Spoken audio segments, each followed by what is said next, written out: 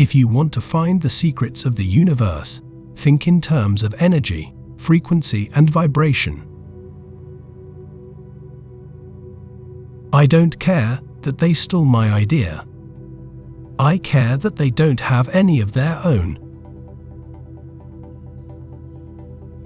The scientists of today think deeply instead of clearly. One must be sane to think clearly, but one can think deeply and be quite insane. Be alone. That is the secret of invention. Be alone. That is when ideas are born. My brain is only a receiver. In the universe, there is a core from which we obtain knowledge, strength, and inspiration. I have not penetrated into the secrets of this core, but I know that it exists. The present is theirs. The future, for which I really worked, is mine. The day science begins to study non-physical phenomena, it will make more progress in 1 decade than in all the previous centuries of its existence. If your hate could be turned into electricity, it would light up the whole world. I do not think you can name many great inventions that have been made by married men. What we now want is closer contact and better understanding between individuals and communities all over the earth, and the elimination of egoism and pride, which is always prone to plunge the world into primeval barbarism and strife. Peace can only come as a natural consequence of universal enlightenment. I do not think there is any thrill that can go through the human heart like that felt by the inventor as he sees some creation of the brain unfolding to success.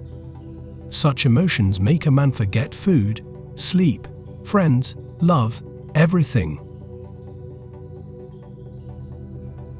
Our virtues and our failings are inseparable, like force and matter. When they separate, man is no more. If you only knew the magnificence of the 3, 6, and 9, then you would have the key to the universe. Invention is the most important product of man's creative brain. The ultimate purpose is the complete mastery of mind over the material world, the harnessing of human nature to human needs. Today's scientists have substituted mathematics for experiments, and they wander off through equation after equation, and eventually build a structure which has no relation to reality. You may live to see man-made horrors beyond your comprehension. I am credited with being one of the hardest workers, and perhaps I am, if thought is the equivalent of labor. For I have devoted to it almost all of my waking hours. But if work is interpreted to be a definite performance in a specified time, according to a rigid rule, then I may be the worst of idlers. The gift of mental power comes from God, divine being. And if we concentrate our minds on that, we become in tune with this great power. My mother had taught me to seek all truth in the Bible. Most persons are so absorbed in the contemplation of the outside world that they are wholly oblivious to what is passing on within themselves. My method is different. I do not rush into actual work. When I get an idea, I start at once, building it up in my imagination. I change the construction, make improvements, and operate the device entirely in my mind.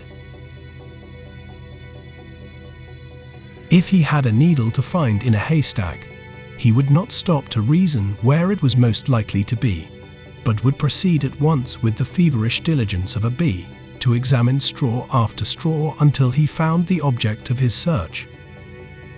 Just a little theory and calculation would have saved him 90% of his labor.